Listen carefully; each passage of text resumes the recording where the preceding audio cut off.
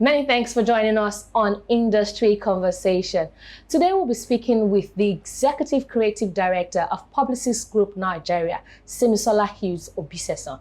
Many thanks for joining us on the program. Thank you for having me. And I need to say, you look fantabulous. Thank you so much. Okay, great, Simisola. Okay, so I know that you have led, creative and impactful marketing campaigns. Now, tell us, how do you stay on top of the, ever-changing marketing landscape?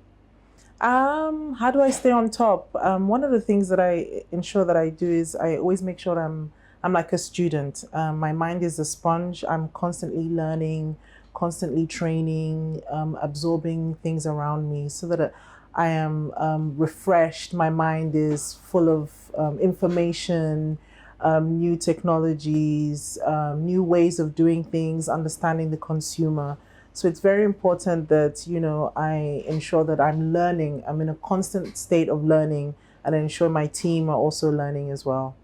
Okay, great. So let's talk about campaigns. Now, give us an example of a campaign, that required significant adaptability and how, your team was able to navigate, the unexpected challenges and how that became a success. Actually, there's actually been quite many. And I would say that, one of the things about working with a company as large as our group, inside Obisesan and Lagos, we handle a lot of global accounts. And we're trusted to ensure that when we deliver these campaigns, we're localizing a lot of what we're doing. So not just adaptations, but ensuring that, we're taking big ideas that have been developed maybe in more developed markets. It could be in Europe or in America, for example. And we ensure that, we are able to adapt to scale for the Nigerian consumer. I mean, we've done many from Heineken to Pepsi and to Mirinda, Amazon Prime as well. Visa is also a client that's, a brand that we work on, whether it's from the World Cup or whether it's AFCON. We're working across different markets to ensure that there's a seamless messaging, but in a way that will resonate with the Nigerian consumer. Okay, great. So I know that in the world of marketing and communications, creativity is very, very crucial. Absolutely. Now, how do you foster a culture of innovation and creative thinking within your teams? Wow. What I would say is I'm very much about people having fun in the work that they do, right? And enjoying what they do. And when you foster an environment where it's not forced fun, but natural, organic fun, people are able to create. People create when they're happy. Creatives, whether you're a musician, whether you're a painter, you have to be in the right state of mind to be able to create. And I like to ensure that I create a department where people enjoy loving and doing what they're doing. Okay, so let's talk about the role of diversity and inclusion in your approach of, to marketing and leadership. Now, how does that influence your strategies and campaigns? Wow. I think it's not lost on me that I am probably the only female ECD in Nigeria. I work with teams across Africa as well, and I know that there's similar situations there where we're very few in number. So I really do take that into consideration when I'm recruiting, ensuring that there's balance within my teams and ensuring that there's fair practices in terms of the women are not at the back.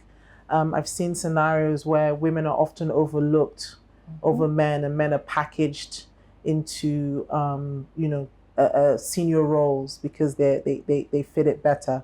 But women do amazing things. We bring a lot to the table. Men do amazing things as well. So it's just to ensure that there's right balance. I think that's the word I would use. I'm very proud of having a creative department that has quite a lot of women in senior roles doing amazing things. And how it translates into the work is that, if we have female voices in the room when we're ideating, when we're creating, we can also ensure that the female voice of the consumer is there. I'll give an example. Sometimes when we're working with teams and they don't understand that maybe something could be a bit sexist or a bit derogatory, or it's not quite, they don't intentionally mean to do it, but having a female voice in the room is able to kind of ensure that there's balance, exactly. And then the fact that purchasing power in the homes, women do a lot of the purchasing, so it's just to ensure that we understand the consumer, and we're able to get the consumer's voice right.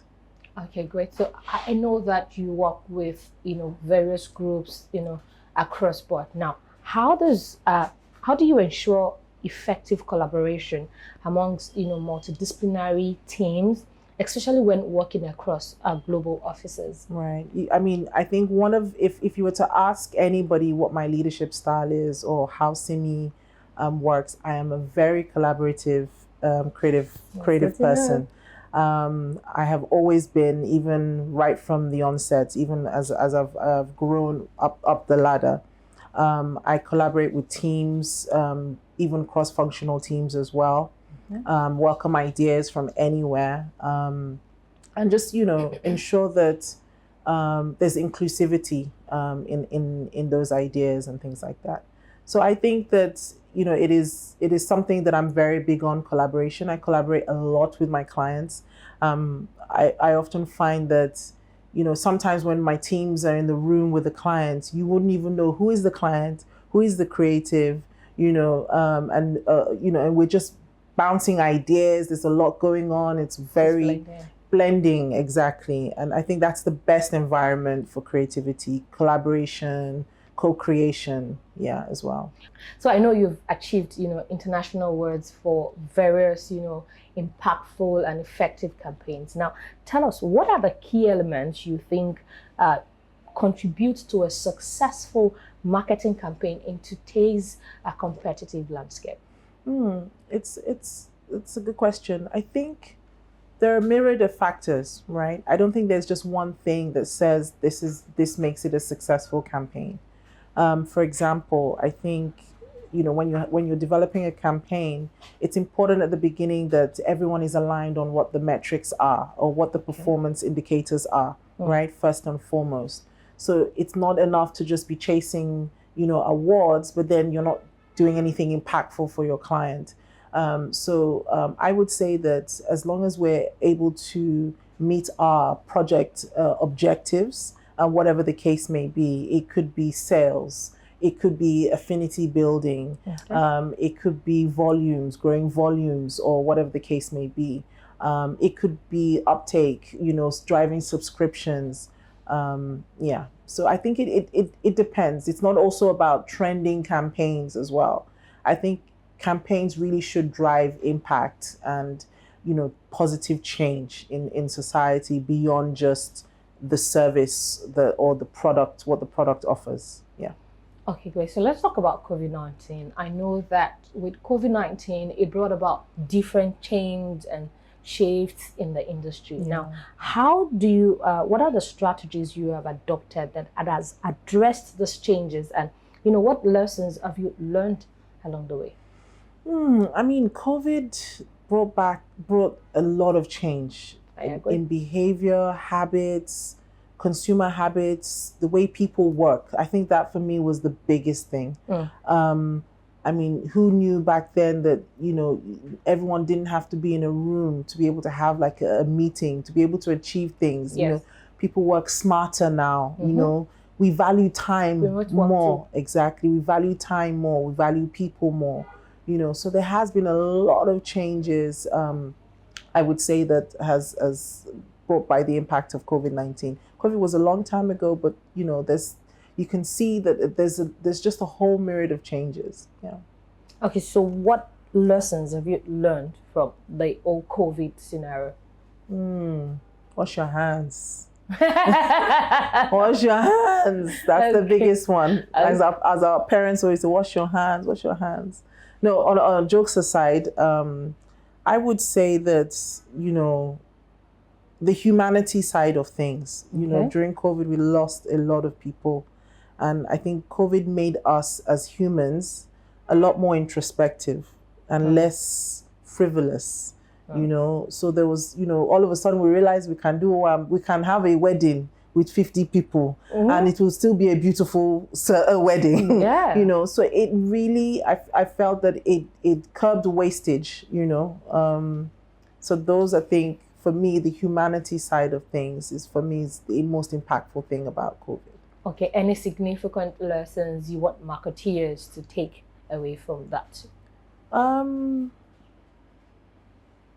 Consumer habits. You know, the consumer changed, Okay. and the way they consumed post-COVID. You know, so there were, I would say, significant changes in that. It's really all about consumers. It's all about people, right? And how we do things. And I think COVID really did change a whole lot of that when you look at the consumer journey and things like that. Okay, great. So I know that it's not gainsaying that you're a leader in the marketing and communications landscape. Now, my question is, what do you see, you know, as the future for the evolving industry? That's a good question. There's a lot, I think.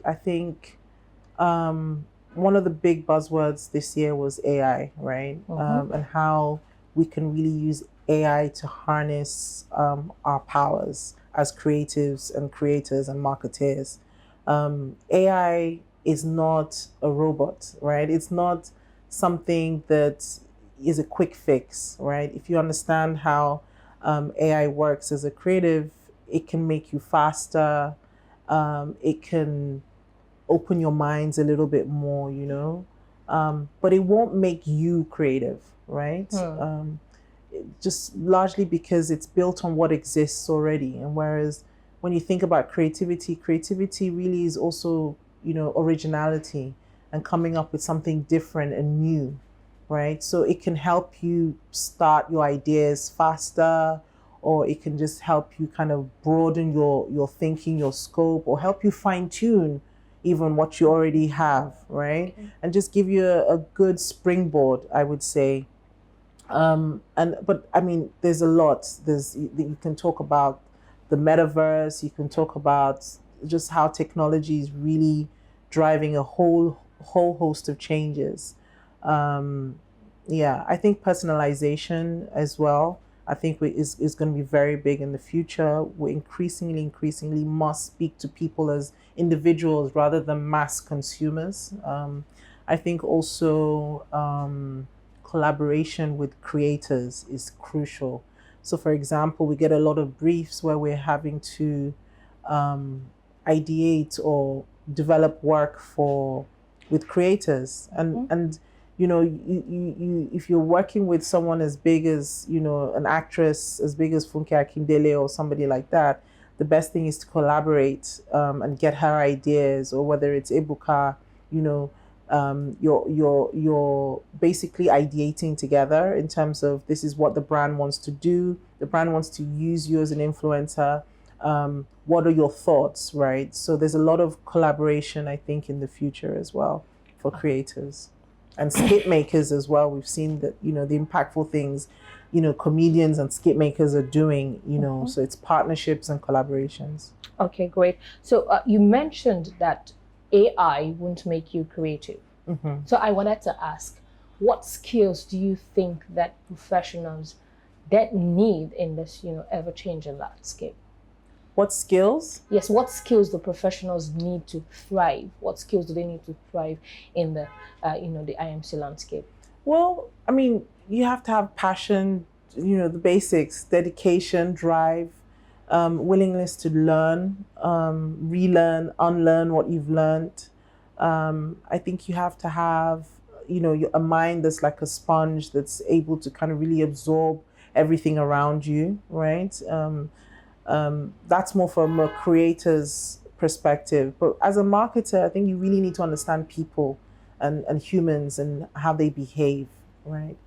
So that strategically you're able to develop things in a more strategic manner, purposeful communication that is impactful, sustainable communication as well. These are things that really about the future.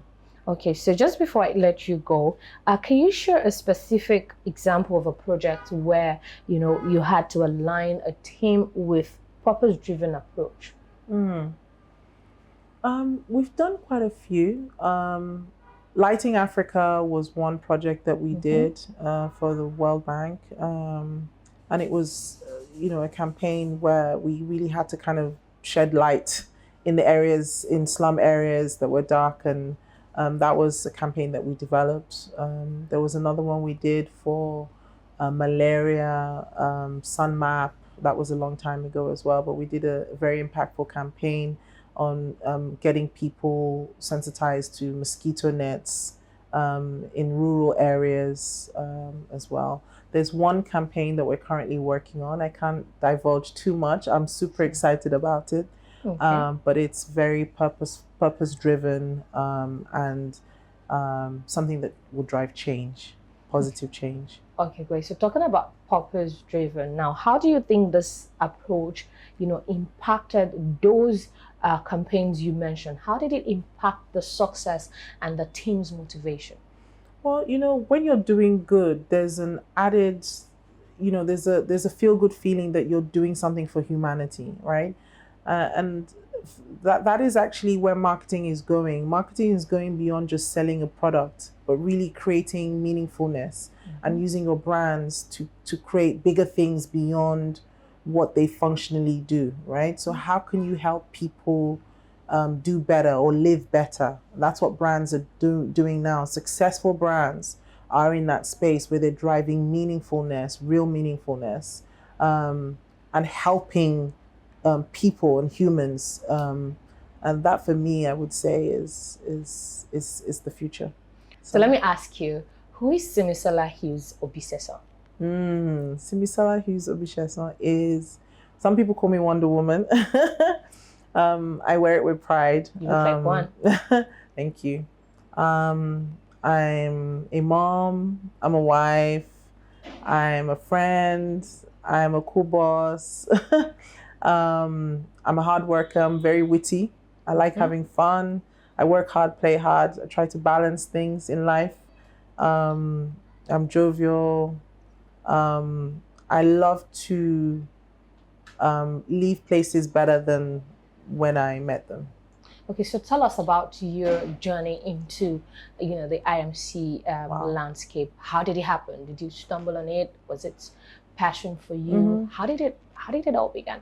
It's funny because I think it probably, when I think back, it started way back in school when I used to write stories. I used to write stories during break, and my friends would be like, "Timmy, write stories." I was in boarding school, so we didn't have iPhones and things and iPads to distract us. So we really just kind of found ourselves just doing things. I wrote a lot of stories, and I think that, and having a passion for English literature, reading a lot. I read and read and read, and then, I knew that I really wanted to be in this kind of space. And so my professional career began almost 20 years ago. And then I moved to Nigeria about 19 years ago, and then, started from the bottom. Now we're here, pretty much. Youth corper, rose up the ranks to get to the top, and there's still more. I'm looking forward to doing more as well. Oh, we wish you the very best.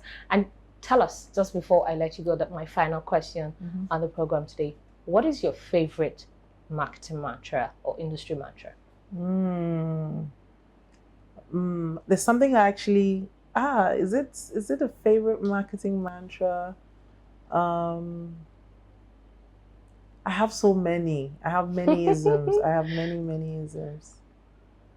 What is wrong cannot be strong. What is wrong cannot be strong. Yes, you have to be authentic and truthful with your brands, with your campaigns, with everything you do. So always kind of find truth in your brands and be authentic. Yeah. Okay, great. Thank you so much for joining us on the program. It's been fabulous talking with you. Thank you. And that's the much we can take on this week's episode of Marketing Edge on TV. Join us same time next week for another interesting episode. I am Oluwabukola Omani. Bye for now.